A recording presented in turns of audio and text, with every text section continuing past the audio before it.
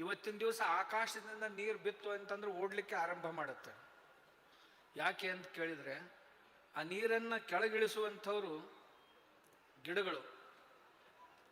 ಆ ಗಿಡಗಳ ಕಡೆ ನಾವು ತುಂಬ ದುರ್ಲಕ್ಷ್ಯ ಮಾಡಿದೆವು. ಜಾಲಿ ಗಿಡ ಮುಳ್ಳಿದೆ ಅಂತ ಕಡ್ದು ಹಾಕಿದೀವಿ. ಆಲದ ಗಿಡ ಇದು ಹಕ್ಕಿಗಳು ಬಂದು ಕೂಡ್ತಾವು, ಈ ಪಕ್ಷಿಗಳಿಂದ ಬೆಳೆ ಮೇಲೆ ಬಂದು ತೆನೆಗಳನ್ನು ತಿಂತಾವು, ಹಾಳಾಗುತ್ತೆ ಅಂತ ಆಲದ ಗಿಡಗಳನ್ನು ತೆಗೆದು ಹಾಕಿದೀವಿ. ಇನ್ನು ಕಂಟಿ ಬಿಂಟಿಗಳನ್ನಂತರೂ ಲೆಕ್ಕಕ್ಕೆ ತಗೊಳ್ಳಿಲ್ಲ. ಬದುವುಗಳನ್ನೆಲ್ಲ ಎಷ್ಟು ಸ್ವಚ್ಛ ಮಾಡಿದೀವಿ ಅಂತಂದ್ರೆ ಈಗ ಬದುವುಗಳಲ್ಲಿ ಜಾಗೇನೇ ಇಲ್ಲ, ಅಷ್ಟು ಚೆನ್ನಾಗಿ ಸ್ವಚ್ಛ ಮಾಡಿಬಿಟ್ಟಿವಿ. ಹಾಗಾದ್ರೆ ಈ ಭೂಮಿಯನ್ನು ಛೇದಿಸಿ ನೀರನ್ನು ಕೆಳಗೆ ಕರ್ಕೊಂಡು ಹೋಗೋರು ಯಾರು? ಇದು ಒಂದು. ಇದಕ್ಕಿಂತಲೂ ಹೆಚ್ಚು ನೀರು ನಾವು ಕೆರೆಗಳಲ್ಲಿ ಬಾವಿಗಳಲ್ಲಿ ಏನು ನೀರು ಸಂಗ್ರಹಿಸ್ತಿದ್ದೆವು, ಅದಕ್ಕಿಂತ 1000 ಪಟ್ಟು ನೀರನ್ನ ನಮ್ಮ ಮಣ್ಣು ತನ್ನ ಒಡಲಲ್ಲಿ ಇಟ್ಕೊಳ್ತಿತ್ತು. ನಮ್ಮ ಮಣ್ಣಿನಲ್ಲಿ ಸಾವಯವ ಇಂಗಾಲ ಇರ್ತಿತ್ತು, ಸಾಯಿಲ್ ಕಾರ್ಬನ್ ಅಂತೀವಿ ನಾವು ಅದಕ್ಕೆ. ಆ ಸಾಯಿಲ್ ಕಾರ್ಬನ್ ಈಗ ಒಂದು 30 ವರ್ಷದಿಂದ 3% ಇತ್ತು ನಮ್ಮ ಮಣ್ಣಿನಲ್ಲಿ ನೀರು ಗಾಳಿಯನ್ನು ಹಿಡಿದಿಟ್ಟುಕೊಳ್ಳುವಂಥ ಸಾಮರ್ಥ್ಯ. ಮಳೆ ಬಂದಾಗ ಮಣ್ಣಲ್ಲಿ ನೀರು ಗಾಳಿಯನ್ನು ಹಿಡಿದಿಟ್ಕೊಳ್ತಿತ್ತು. ಮುಂದೆ ಬೆಳೆಗಳಿಗೆ ಹೇಗೆ ಬೇಕೋ ಹಾಗೆ ಸ್ವಲ್ಪ ಸ್ವಲ್ಪ ಬಿಡ್ತಾ ಹೋಗ್ತಿತ್ತು. ಹೀಗಾಗಿ ಮಳೆಗಾಲದಲ್ಲಿ ಹೆಚ್ಚು ಕಡಿಮೆ ಆದರೂ ಸಹಿತ ಬೆಳೆಗಳಿಗೆ ಯಾವ ತೊಂದರೆನೂ ಆಗ್ತಿರ್ಲಿಲ್ಲ. ಇವತ್ತು ನಾವು ಹಾಕಿದ ರಾಸಾಯನಿಕ ಗೊಬ್ಬರಗಳಿಂದಾಗಿ ಆ ಮಣ್ಣಿನಲ್ಲಿರುವಂಥ ಜೀವಾಣುಗಳು ಪೂರ್ತಿಯಾಗಿ ನಾಶ ಆಗಿವೆ. 3% ಇದ್ದಂಥ ಸಾಯಿಲ್ ಕಾರ್ಬನ್ನು, ಸಾವಯವ ಇಂಗಾಲ, ಈಗ ಬರೀ 0.2%ಗೆ ಬಂದು ನಿಂತಿದೆ. ಇದರಲ್ಲಿ ಅರ್ಧ ಒಂದು ವೇಳೆ ಹೋಯ್ತು ಅಂತಂದ್ರೆ ಈಗಿರುವಂಥ ಎಲ್ಲ ಭೂಮಿ ಬಂಜರು ಭೂಮಿ ಆಗ್ತಾ ಇದೆ. ಭಾರತದ ಒಟ್ಟು ಭೂಮಿಯ 30% ಭೂಮಿ ಬಂಜರು ಭೂಮಿಯಾಗಿ ಪರಿವರ್ತಿತ ಆಗಿದೆ ಈಗಾಗಲೇ. ಕೆಲವು ಕಡೆ ನೀರು ಹೆಚ್ಚಾಗಿ ಸೌಳು ಒಡೆದು ಜವಳು ಹಿಡಿದು ಭೂಮಿ ಹಾಳಾಗಿದೆ ಒಂದು ಕಡೆ. ಇನ್ನೊಂದು ಕಡೆ ಅತಿ ಹೆಚ್ಚು ರಾಸಾಯನಿಕ ಗೊಬ್ಬರಗಳನ್ನು ಬಳಸಿ ಮಣ್ಣಿನಲ್ಲಿರುವಂಥ ಜೀವಾಣುಗಳು ನಾಶವಾಗಿ ಬಿದ್ದ ನೀರನ್ನು ಇಟ್ಟುವಂಥ ಸಾಮರ್ಥ್ಯನೇ ಇಲ್ಲ. ನೀರು ನಿಲ್ಲಬೇಕಾಗಿತ್ತು ಅಂತಂದ್ರೆ ಈ ಮಣ್ಣು ಹಿಡಿದು ಇಟ್ಕೊಳ್ಬೇಕಲ್ಲ. ಗಿಡಗಳು ಹೋಗ್ಬಿಟ್ಟು ಮಣ್ಣೊಳಗಿರುವಂಥ ಜೀವಾಣುಗಳು ಹೋಗ್ಬಿಟ್ಟು, ಹಾಗಾದ್ರೆ ನೀರನ್ನು ಕರೆಯುವವರು ಯಾರು? ಭೂಮಿಯ ಕೆಳಗೆ ಯಾರು ಇಲ್ದಾಗಾಯ್ತು. ಅದರ ಪರಿಣಾಮವಾಗಿ ನೀರು ಸಮುದ್ರ ಸೇರ್ಲಿಕ್ಕತ್ತು. ನೀರು ಸಮುದ್ರ ಸೇರಿತು, ನಾವು ಆಕಾಶದ ಕಡೆ ಮುಖ ಮಾಡ್ಕೊಂಡು ನೋಡ್ತಾ ಕೂತೀವಿ. ಅಂತಲೇ ಪೂಜ್ಯರು ಇಲ್ಲಿಯವರೆಗೆ ಕೇಳಿದೀವಿ, ಪೂಜ್ಯರು ಊರುಗಳಲ್ಲಿ ಕೆರೆಗಳನ್ನು ಕಟ್ಟಿಸಿ ಅವುಗಳಿಗೆ ನೀರು ತುಂಬಿಸಿ ಭೂಮಿಗೆ ಮರುಪೂರ್ಣ ಮಾಡಿಸ್ಬೇಕು, ಅಂದ್ರೆ ಜಲಮಟ್ಟ ಹೆಚ್ಚಾಗುತ್ತೆ. ನಾವು ಎಷ್ಟು ನೀರನ್ನು ಜಗ್ಗಿದ್ದೇವೆ ಭೂಮಿಯಲ್ಲಿ ತಮ್ಗೆ ಗೊತ್ತಿದೆಯಲ್ಲೋ ಗೊತ್ತಿಲ್ಲ. 1000 ಫೂಟ್ಗೆ ಹೋಗಿ ನಿಂತಿದೆ. ಮೊದಲು ಬೇಸಿಗೆ ಕಾಲದಲ್ಲಿ ನಮ್ಮ ಹಳ್ಳಗಳಲ್ಲಿ ಸುಮ್ಮನೆ ಒಂದಿಷ್ಟು ಉಸುಗು ಸರಿಸಿದ್ರೆ ಸಾಕು, ಒಂದು 6-8 ಇಂಚುಗಳಲ್ಲಿ ನೀರು ಬರ್ತಿತ್ತು. ಅದನ್ನು ತುಂಬ್ಕೊಂಡು ಬರ್ತಿದ್ದೀವಿ ಹೊಲಗಳಲ್ಲಿ ಕುಡಿಯೋದಕ್ಕೆ. ಅಷ್ಟು ಮೇಲೆ ಇತ್ತು. ಬೇಸಿಗೆ ಕಾಲದಲ್ಲಿ ಸಹಿತ ನೀರು ಸಿಗ್ತಿತ್ತು. ಇವತ್ತು 1000 ಫೂಟ್ ಕೆಳಗೆ ಹೋಗಿದೆ. ಇದರಲ್ಲಿ ಮೇಲಿನ 100 ಫೂಟನ್ನು ತುಂಬಬೇಕು, 40 ಫೂಟನ್ನು, ಭೂಮಿಯ ಮೇಲ್ಗಡೆ 40 ಫೂಟನ್ನು ಅಥವಾ ಕೆಳಗಡೆ 40 ಫೂಟ್ ತುಂಬಬೇಕಾಗಿದ್ರೆ 100 ವರ್ಷಗಳು ಬೇಕು. ಬೋರ್ವೆಲ್ಗಳನ್ನು ರೀಚಾರ್ಜ್ ಮಾಡೋದಾಗ್ಲಿ, ಕೆರೆಗಳನ್ನು ತುಂಬೋದಾಗ್ಲಿ, ಅಥವಾ ಬೇರೆ ಬೇರೆ ಡ್ಯಾಮ್ಗಳನ್ನು ತುಂಬೋದಾಗ್ಲಿ. ಡ್ಯಾಮ್ಗಳಲ್ಲಂತೂ ಯಾವುದೇ ಮರುಪೂರ್ಣ ಆಗೋದಿಲ್ಲ. ಯಾಕೆ ಆಗೋದಿಲ್ಲ ಮರುಪೂರ್ಣ ಅಂದ್ರೆ, ಡ್ಯಾಮ್ಗಳನ್ನು ಎಲ್ಲಿ ಕಟ್ಟಿದ್ದಾರೆ ಅಂದ್ರೆ ಎಲ್ಲಿ ನೀರು ಇಂಗೋದಿಲ್ಲವೋ ಅಂಥಲ್ಲೇ ಕಟ್ಟಿದ್ದಾರೆ, ಭೂಗರ್ಭ ಶಾಸ್ತ್ರದ ಅಧ್ಯಯನ ಮಾಡಿ. ಕೆರೆಗಳನ್ನ ಪರವಾಗಿಲ್ಲ, ಕೆರೆಗಳಲ್ಲಿ ಸ್ವಲ್ಪ ನೀರು ಇಂಗುತ್ತೆ, ಅದರಿಂದಾಗಿ ಮರುಪೂರ್ಣ ಆಗುತ್ತೆ, ಆ ನೀರು ಮೇಲೆ ಬರುತ್ತೆ.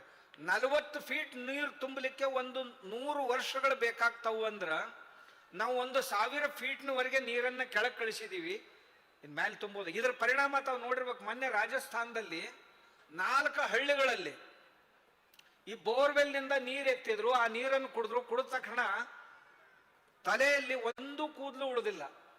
ಗಂಡಸರು ಹೆಂಗಸರು ಎಲ್ಲರೂ ಕೂದಲ ಕಳ್ಕೊಂಡಿದ್ದಾರೆ, ಎಲ್ಲರೂ ಬೋಳ್ನೆತ್ತಿಯವರಾಗಿದ್ದಾರೆ. ಇದೇ ಭಾಳ ದಿವಸ ಅಲ್ಲ, ಈಗ 1 ತಿಂಗಳ ಹಿಂದೆ ಆದಂಥ ಘಟನೆ.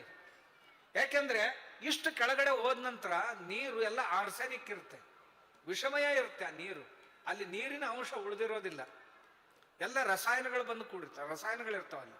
ಅವು ನಮ್ಮ ಪ್ರಕೃತಿಗೆ ಕೆಲವೊಂದು ಬಾಧಕ ಕ್ರಿಯೆಗಳನ್ನು ಉಂಟು ಮಾಡಿ ನಮ್ಮ ಶರೀರದಲ್ಲಿರುವಂಥ ಕೆಲವೊಂದು ಖನಿಜಗಳನ್ನು ಹಾಳು ಮಾಡ್ತಾವು, ಕೆಲವೊಂದು ಖನಿಜಗಳನ್ನು ಅವಶ್ಯಕತೆಗಿಂತಲೂ ಅಧಿಕ ಹೆಚ್ಚು ಮಾಡಿ ನಮ್ಮ ಶರೀರದಲ್ಲಿ ಏರುಪೇರುಗಳನ್ನು ಉಂಟು ಮಾಡ್ತಾವು.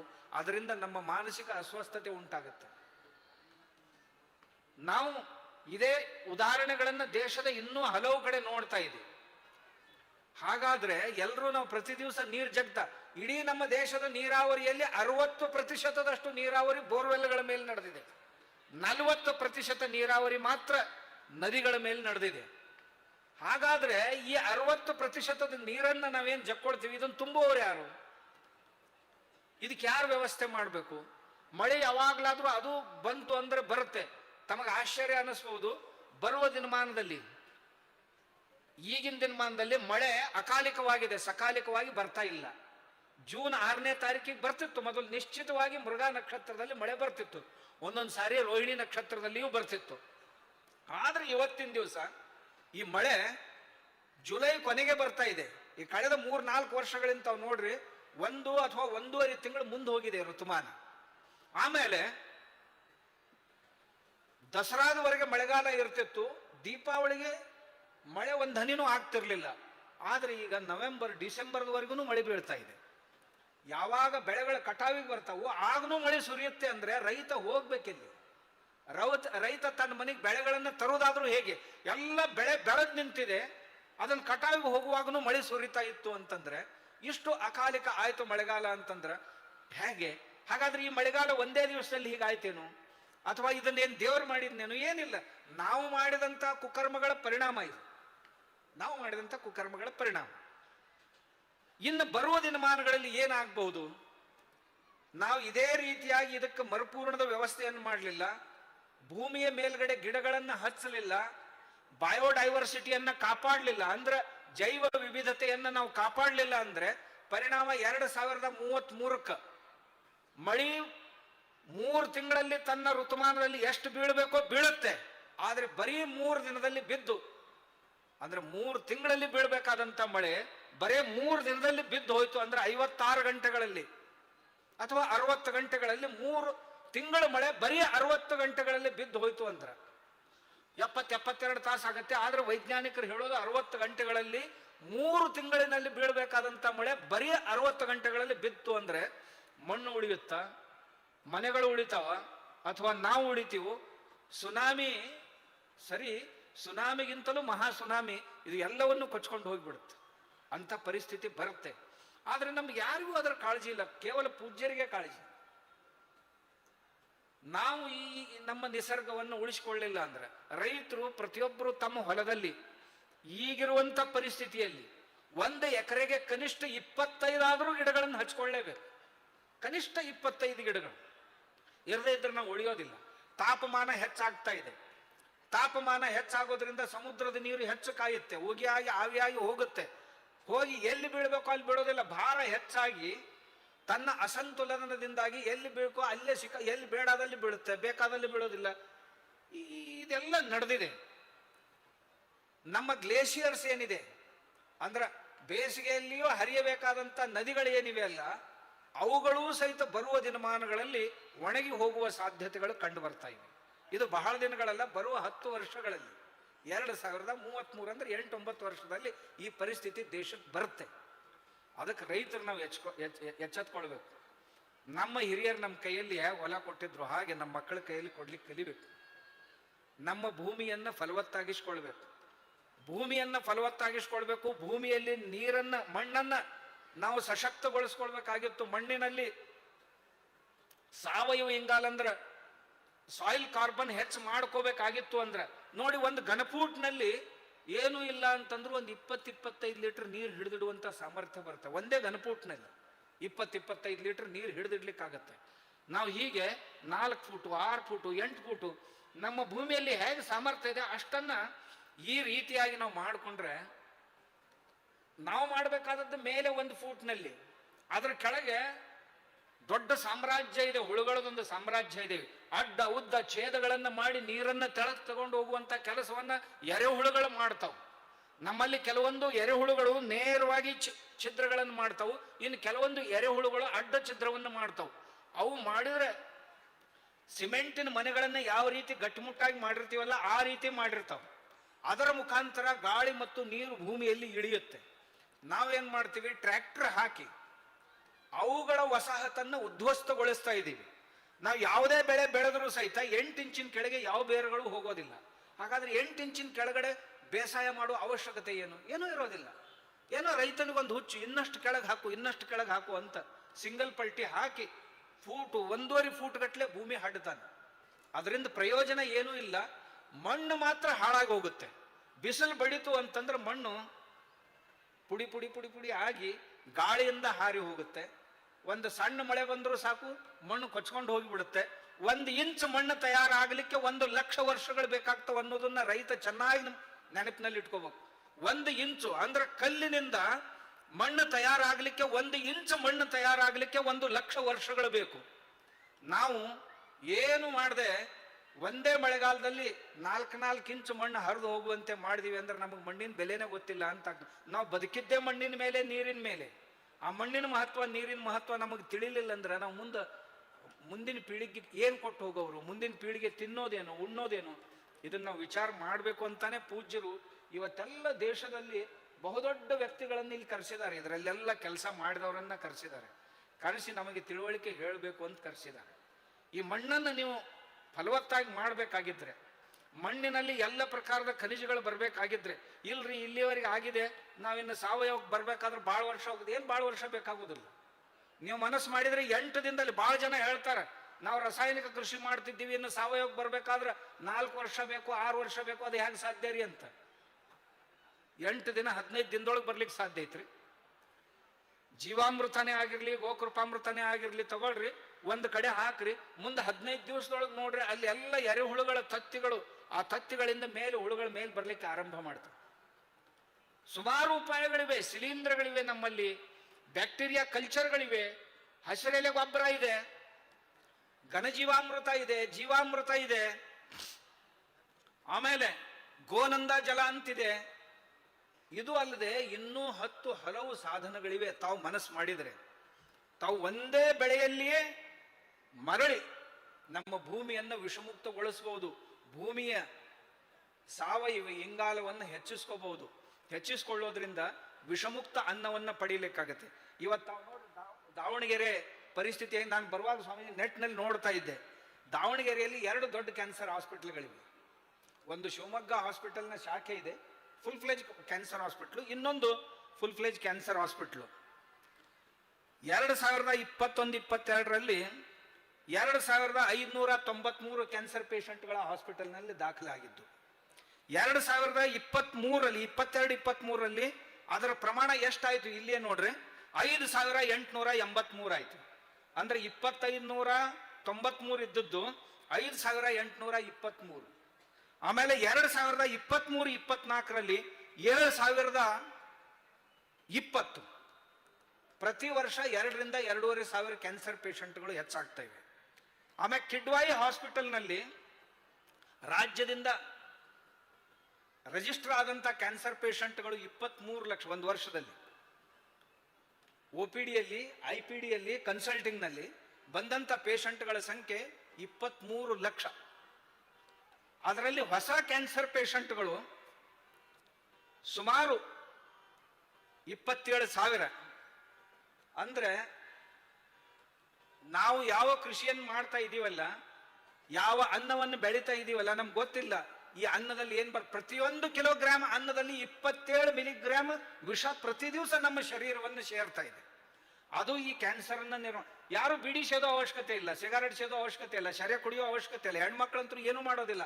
ಆದಾಗ್ಯೂ ಸಹಿತ ಹೆಂಗಸರಿಗೆ ಕ್ಯಾನ್ಸರ್ ಆಗ್ತಾ ಇದೆ, ಹೆಣ್ಮಕ್ಳಿಗೆ ಕ್ಯಾನ್ಸರ್ ಆಗ್ತಾ ಇದೆ. ಏನೂ ಅರಿಯದಂತ 6 ತಿಂಗಳ ಮಕ್ಕಳಿಗೆ, 8 ತಿಂಗಳ ಮಕ್ಕಳಿಗೆ ಕ್ಯಾನ್ಸರ್ ಆಗ್ತಾ ಇದೆ. ಪಂಜಾಬ್ನಲ್ಲಿ ದೊಡ್ಡ ಉದಾಹರಣೆ ಅಂದ್ರೆ, ಪಂಜಾಬ್ನಲ್ಲಿ ಬರೀ ಒಂದೇ ಒಂದು ಕ್ಯಾನ್ಸರ್ ಹಾಸ್ಪಿಟಲ್ ಇತ್ತು ಈ 20 ವರ್ಷದ ಹಿಂದೆ. ಇವತ್ತು 300 ಕ್ಯಾನ್ಸರ್ ಹಾಸ್ಪಿಟಲ್ಗಳು ಪಂಜಾಬ್ನಲ್ಲಿವೆ. ಆ ಪಂಜಾಬ್ನಲ್ಲಿ ಒಂದು IVF ಸೆಂಟರ್ ಇರಲಿಲ್ಲ, ಅಂದ್ರೆ ಟೆಸ್ಟ್ ಟ್ಯೂಬ್ ಬೇಬಿ ಸೆಂಟರ್. ಇವತ್ತು ಪಂಜಾಬ್ನಲ್ಲಿ 3000 IVF ಸೆಂಟರ್ಗಳಿವೆ, ಅಂದ್ರೆ ಬಂಜತನ ನಿವಾರಣೆ ಮಾಡೋದಕ್ಕಾಗಿ. ಹಾಗಾದ್ರೆ ಅವರು ಬೆಳೆದಂತ ಅನ್ನ ಹೇಗಿರಬಹುದು? ಆ ಅನ್ನವನ್ನು ಊಟ ಮಾಡಿದವರು ಅವರೇ. ಅದರ ಪರಿಸ್ಥಿತಿ ಅಂದ್ರೆ ಅವ್ರು ಬಹಳ ಮುಂದೆ ಹೊರಟಿದ್ದಾರೆ, ನಾವು ಹಿಂದಿದ್ದೀವಿ ಅಷ್ಟೇ. ಆದ್ರೆ ನಾವು ಅದರಿಂದ ಮುಕ್ತರಾಗಿಲ್ಲ. ಇಲ್ಲೇ ಈ ದಾವಣಗೆರೆ ಪಕ್ಕದಲ್ಲಿ ಒಂದು ಹಳ್ಳಿ ಇದೆ, ಆ ಹಳ್ಳಿ ಹೆಸರು ಹೇಳೋದಿಲ್ಲ ನಾನು. ಒಂದೇ ಮನೆಯಲ್ಲಿ ಕಳೆದ ತಿಂಗಳು 6 ಜನ ಕ್ಯಾನ್ಸರ್ ಪೇಷಂಟ್ ಡಿಟೆಕ್ಟ್ ಆದ್ರು, ಒಂದೇ ಮನೆಯಲ್ಲಿ.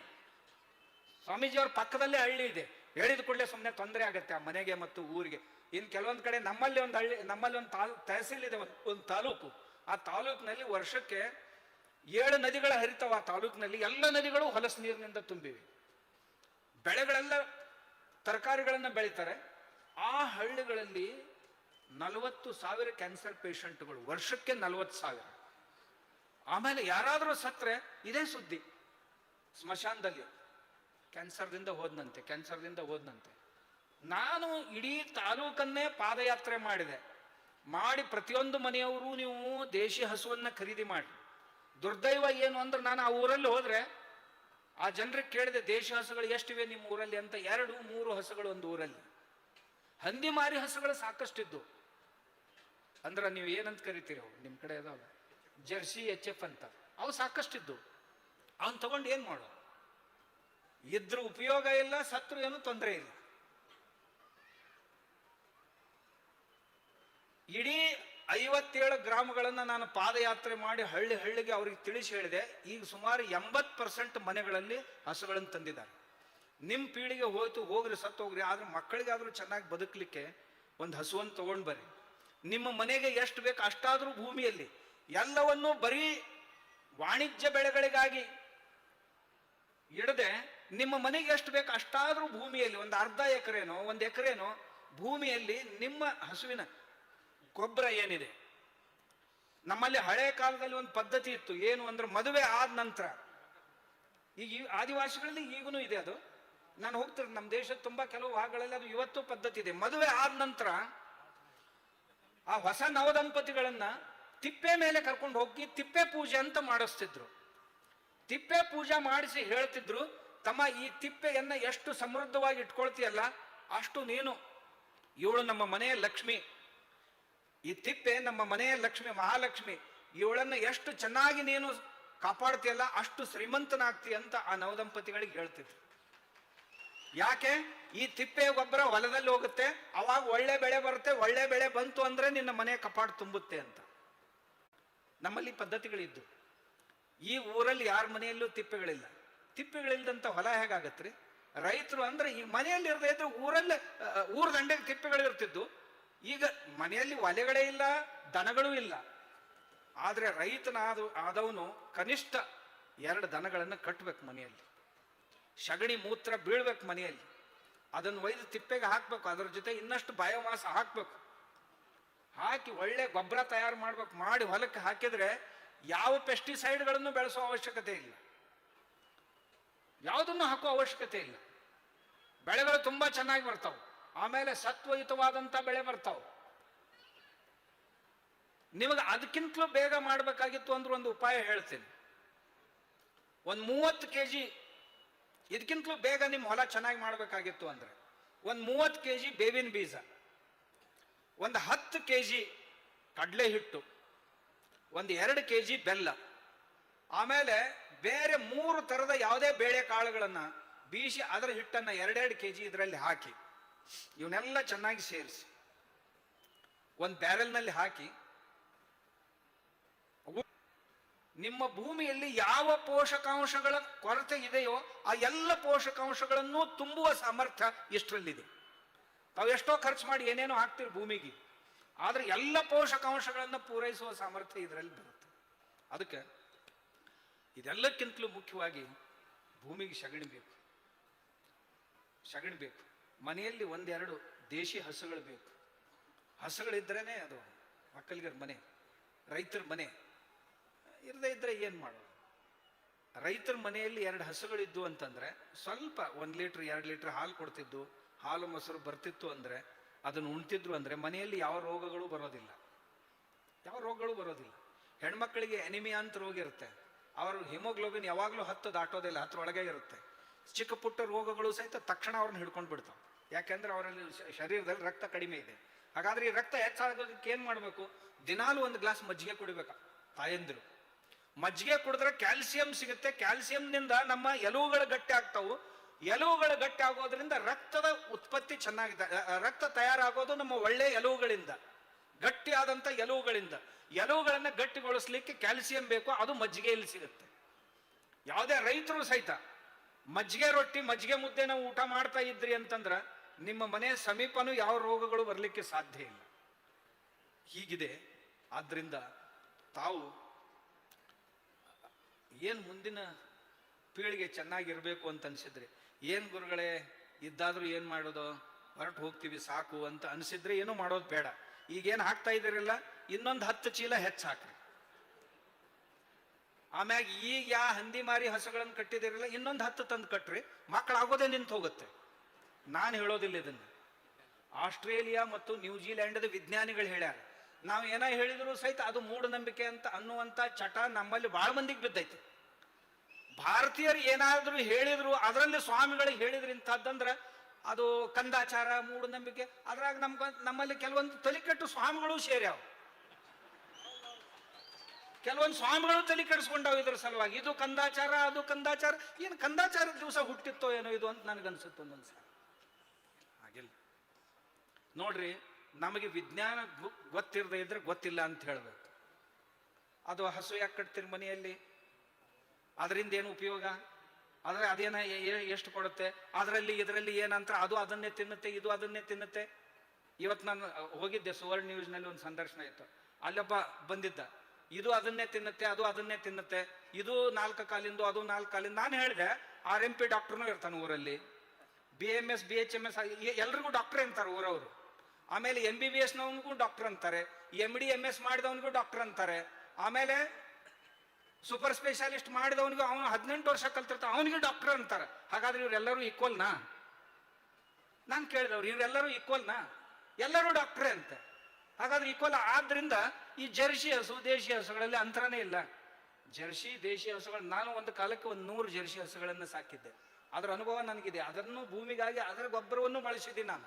ನನ್ನ ಹತ್ರ 100 ಎಮ್ಮೆಗಳಿದ್ದು, ದಿವಸಕ್ಕೆ 20 ಲೀಟರ್ ಹಾಲು ಕೊಡುವಂಥ ಎಮ್ಮೆಗಳು. ಜರ್ಸಿ ಹಸುಗಳು ದಿವಸಕ್ಕೆ 30 ಲೀಟರ್ ಹಾಲು ಕೊಡುವಂಥ ಹಸುಗಳು. ಇವನ್ನೆಲ್ಲ ಮಾಡೇ ನಾನು ಇಲ್ಲಿಗೆ ಬಂದಿದ್ದೀನಿ. ಇವತ್ತು ನನ್ನ ಹತ್ರ 1000-1500 ದೇಶಿ ಹಸುಗಳಿವೆ. ಏನೂ ಕೊರತೆ ಇಲ್ಲ. ದಿನ 1,50,000 ಖರ್ಚಿದೆ, ಆದ್ರೆ ಎಂದೂ ಕಡಿಮೆ ಬಿದ್ದಿಲ್ಲ. ಆ ಹಸುಗಳೇ ನನ್ನನ್ನು ಸಾಕ್ತಾವ, ನಾನು ಹಸುಗಳನ್ನ ಸಾಕಿಲ್ಲ. ರೈತರಾದವರು, ರೈತರ ಮನ್ಯಾಗ ಹಸುಗಳಿಲ್ಲ ಅಂದ್ರೆ ಅದೆಂತ ರೈತನ ಮನಿ? ತಿಪ್ಪೆ ಇರದಿದ್ರೆ ಅದೆಂತ ರೈತನ ಮನಿ? ಅದು ಕಾಳು ಕಡಿ ನಿಟ್ಟು ಇರದೇ ಇದ್ರೆ ಅದೆಂತ ರೈತನ ಮನಿ? ಏನ್ ದಾರದ ಬಾಟ್ಲಿ ಇಡವನ ಮನಿ ಒಳಗೆ? ನಾವು ರೈತರು ಬೆಳಿಗ್ಗೆ ಸಾಯಂಕಾಲ ಇದ್ರೊಳಗೆ ಸಿಗುತ್ತೆ ಅಂತ ತಿಳ್ಕೊಂಡೇನು, ಮನೆಯಲ್ಲಿ ಅದನ್ನಿಟ್ರೆ ಅದು ರೈತನ ಮನೆ ಆಗುತ್ತೇನು? ಭಾಳ ಜನ ರೈತರ ಮನೆಯೊಳಗೆ ಬಾಟ್ಲಿ ಬರ್ತಾ ಇವೆ ಇತ್ತೀಚೆಗೆ. ಯಾಕಂದ್ರೆ ಇದ್ರೊಳಗೆ ಏನೇನೋ ಸಿಗ್ತಾ ಇವೆ, ಮಾಡ್ತಾ ಇವೆ. ಇಲ್ಲ ರೀ, ರೈತರ ಲಕ್ಷಣ ಇದು. ರೈತರು ಹೀಗಿರ್ಲಿಲ್ಲ. ರೈತರು ಚೆನ್ನಾಗಿ ಹಾಲು, ಮೊಸರು, ಮಜ್ಜಿಗೆ, ತುಪ್ಪ ಊಟ ಮಾಡ್ಬೇಕು ಚೆನ್ನಾಗಿ. 12 ತಿಂಗಳು ಮನೆಯೊಳಗೆ ಹೈನಿರ್ಬೇಕು. ಹಂಗೆ ನೋಡ್ಕೋಬೇಕು ರೈತರ ಮನೆಯೊಳಗೆ. ತನ್ನ ಮನೆಗೆ ಬೇಕಾಗುವಂಥ ತರಕಾರಿಗಳು ತನ್ನ ಹೊಲದ ಬದುವಿನಲ್ಲಿ ಸ್ವಲ್ಪ ಆದರೂ ಇರ್ಬೇಕು. ಕನಿಷ್ಠ ಮಳೆಗಾಲದಲ್ಲಿ ಆದರೂ ಬರಬೇಕಲ್ಲ, ಮಳೆಗಾಲ ಆದ ನಂತರ ಕೆಲವು ದಿವಸ ಆದರೂ ಬರಬೇಕಲ್ಲ.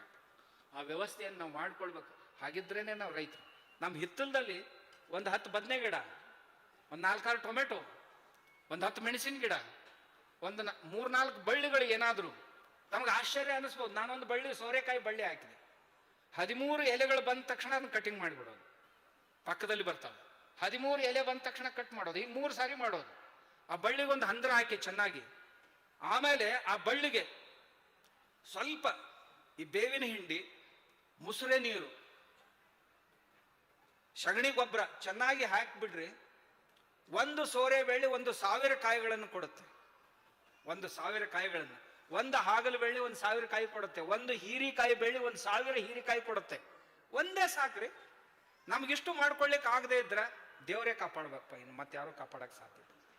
ಈ ರೈತರನ್ನು ದೇವರೇ ಕಾಪಾಡ್ಬೇಕು, ಮತ್ತೆ ಯಾರು ಕಾಪಾಡ್ಲಿಕ್ಕೆ ಸಾಧ್ಯ ಇಲ್ಲ. ನಮ್ಮ ಹೊಲ ಇದ್ದು, ನಮ್ಮ ಮನೆ ಇದ್ದು, ನಾವು ಚೀಲ ತಗೊಂಡು ಭಿಕ್ಷುಕರಂಗೆ ಹೋಗಿ ಅಂಗಡಿ ಮುಂದೆ ನಿಂದಿರ್ತೀವಿ ಅಂತಂದ್ರೆ ಇದಕ್ಕಿಂತಲೂ ಕೆಟ್ಟ ಪರಿಸ್ಥಿತಿ ಬರಬಾರ್ದು ರೈತರಿಗೆ. ಹೊಲ ಇಲ್ದವ್ರು ಹೋಗಿ ತರಲಿ ನಡೀತೈತಿ, ಹೊಲ ಇದ್ದವ್ರು ಹೋಗಿ ಭಿಕ್ಷುಕರು ನಿಂತಂಗೆ ಅಂಗಡಿ ಮುಂದೆ ನಿಂದ್ರದು ಇದೇನು ಒಳ್ಳೆಯ ಲಕ್ಷಣ ಅಲ್ಲ. ಅದಕ್ಕೆ ದಯವಿಟ್ಟು ಪ್ರಾರ್ಥನೆ ಏನು ತಮ್ಮಲ್ಲಿ ಅಂದ್ರೆ, ತಮ್ಮ ಮನೆಗೆ ಬೇಕಾಗುವಷ್ಟಾದ್ರೂ ಸಾವಯವ ಮಾಡಿಕೊಂಡು ಈ ರೋಗಗಳಿಂದ ದೂರ ಇರಬೇಕಂತಾನೆ ಪೂಜ್ಯರು ಇದರಲ್ಲಿ ಇರುವಂಥ ತಜ್ಞರನ್ನು ಕರೆಸಿದ್ದಾರೆ. ನಾನು ಕಳೆದ ವರ್ಷನೂ ಪೂಜ್ಯರು ನನಗೆ ಆದೇಶ ಮಾಡಿದ್ರು, ನನಗೆ ಆಗಿರಲಿಲ್ಲ ಬರಲಿಕ್ಕೆ. ಈ ವರ್ಷ ಪೂಜ್ಯರು ಮತ್ತೆ ಹೇಳಿದ್ರು, ಮೇಲಿನ ಮೇಲೆ ಹೇಳಿಸ್ಕೊಂಡ್ರೆ ಅದು ಒಳ್ಳೆ ಹುಡುಗರ ಲಕ್ಷಣ ಅಲ್ಲ, ಒಳ್ಳೆ ವ್ಯಕ್ತಿ ಲಕ್ಷಣ ಅಲ್ಲ. ಒಂದು ಸಾರಿ ಬಿಟ್ಟು 2 ಸಾರಿ 3 ಸಾರಿ ಹೇಳಿದರೆ ಈ ಮನುಷ್ಯಗೆ ಹೇಳಿದ್ದೇನು ತಿಳಿಯುತ್ತೋ ಇಲ್ಲೋ ಅಂತ ಅನ್ಬಾರ್ದು ಅಂತ ತಿಳ್ಕೊಂಡು ಪೂಜ್ಯರ ದರ್ಶನ ಮಾಡ್ಕೊಂಡು ಹೋದ್ರಾತು ಅಂತ ಬಂದೆ. ನಾನು ಹತ್ತಿ ಎಣ್ಣಿಗೆ ಬಂದು ಸಿಕ್ಕಿಲೆ ಪಿಕ್ಕಳೆ ಅಂತ ಸಿಕ್ಕೊಂಡೆ ಇವತ್ತು. ಆದರೆ ಇಷ್ಟೆಲ್ಲ ಜನರು ದರ್ಶನ ಮಾಡಿಸಿದ್ರು ಪೂಜ್ಯರು. ಎಲ್ಲಕ್ಕೂ ಮಿಗಿಲಾಗಿ ನಿಮ್ದೆಲ್ಲ ದರ್ಶನ ಮಾಡಿಸಿದ್ರು. ನನ್ನ ದೇವರಂದ್ರೆ ನೀವು. ರೈತರನ್ನ ಬಿಟ್ಟರೆ ಮತ್ತೆ ಯಾವುದೇ, ಅನ್ನ ದೇವರ ಮುಂದೆ ಇನ್ನೂ ದೇವರುಂಟೆ, ಅನ್ನದಾತರ ಮುಂದೆ ಇನ್ಯಾವುದಾತರೂ ಇಲ್ಲ ಅಂತಾನೆ ಅಪ್ಪಗಳು ಹಗಲು ರಾತ್ರಿ ಪೂಜ್ಯರು ತಮ್ಮ ಸಲುವಾಗಿ ಏನೇನು ಮಾಡಿದ್ರು ಇಷ್ಟೊತ್ತನ ಎಲ್ಲ ಹೇಳಿದ್ರು. ಅವ್ರ ಬಗ್ಗೆ ನಾನು ಹೇಳೋದು ಯಾಕೋ ಸರಿ ಅನ್ಸೋದು. ನಾನು ಸಣ್ಣವನು, ಅವ್ರ ಎದುರಿಗೆ ಗುರುಗಳನ್ನು ಸ್ತುತಿ ಮಾಡೋದು ಯಾಕೋ ನನಗೆ ಹಿಡಿಸ್ತಾ ಇಲ್ಲ. ಅವರಿಗೆ ಶಿರಸ ವಂದಿಸೋದೇ ಸಾಕು ಇಷ್ಟು ಅಂತ ನನ್ನ ಅಭಿಪ್ರಾಯ. ಅವ್ರು ಮಾಡಿದಂಥ ಕಾರ್ಯ, ಮಾಡ್ತಾ ಇರುವಂಥ ಕಾರ್ಯ, ಹಗಲು ഇരുಳು ಮಠವನ್ನು ಸಮಾಜಾಭಿಮುಖವಾಗಿ ಹೇಗೆ ತಗೊಂಡು ಹೋಗಬೇಕು ಅನ್ನೋ ನನ್ನ ಅರ್ಥದಲ್ಲಿ ಇವತ್ತಿನ ಮಠಗಳು, ಮಠಾಧಿಪತಿಗಳು ಹೇಗೆ ನಡ್ಕೊಂಡು ಹೋಗಬೇಕು ಅನ್ನೋದಕ್ಕೆ ಯಾವುದಾದ್ರೂ ಒಂದು ಆದರ್ಶ ಮಠ ಇದ್ದರೆ ಅದು ಸಿರಿಗೆರೆಯ ಮಠ. ಇಷ್ಟೇ ನನಗನ್ಸುತ್ತೆ. ಈ ಪೂಜ್ಯರ ಪ್ರೇರಣೆ ಪಡೆದು ತಾವು ಸಾಕ್ತಾ ಇರುವಂಥ ತಾವೆಲ್ಲರೂ ಧನ್ಯರು ಅಂತ ನಾನು ಭಾವಿಸಿದ್ದೀನಿ. ಇನ್ನೊಂದು, ಪೂಜ್ಯರ ಸಂಸ್ಕಾರ ತಮ್ಮ ಮೇಲೆ ನೋಡಿ ನನಗೆ ಆಶ್ಚರ್ಯ ಅನ್ನಿಸ್ತು. 6 ಗಂಟೆಗೆ ಬಂದು ಕೂತಿದ್ದೀರಿ, ಈಗ 11 ಗಂಟೆ 20 ನಿಮಿಷ ಆಯ್ತು. ಒಬ್ಬರು ಒಳಗಾಡಿಲ್ಲ ಇದ್ರೊಳಗೆ. ನಾವು ಹೊರಗೆದ್ದವ್ರು ಒಂಜಾರು ಹೋಗಿ ಊಟ ಮಾಡಿ ಬಂದಾರೆ. ಪಾಪ ನೀವು ಯಾರೂ ಒಬ್ಬರು ಒಳಗಾಡಲಿಲ್ಲ ಮತ್ತು ಬೇಜಾರನೂ ಮಾಡ್ಕೊಂಡಿಲ್ಲ. ಪೂಜ್ಯರು ತಂದು ಹಚ್ಚಾರಂದ್ರೆ ಎಂಥವ್ರು ಯಾಕೆ ಇರಲ್ರಪ್ಪ ಅವ್ರ ಮಾತು ಕೇಳೋಣ ಅಂತಕ್ಕಂಥ ನಿಮ್ಮದು ಮನಸ್ಸು ಎಷ್ಟು ದೊಡ್ಡದ್ರಿ. ಇದಕ್ಕಿಂತ ಇನ್ನೇನು ಕಲಿಬೇಕು? ಗುರುಗಳು ಇಷ್ಟು ನಿರ್ಮಾಣ ಮಾಡ್ಯಾರಲ್ಲ. ಆದ್ದರಿಂದ ಪೂಜ್ಯರಿಗೆ ನಾನು ಪ್ರಣಾಮಗಳನ್ನು ಹೇಳಿ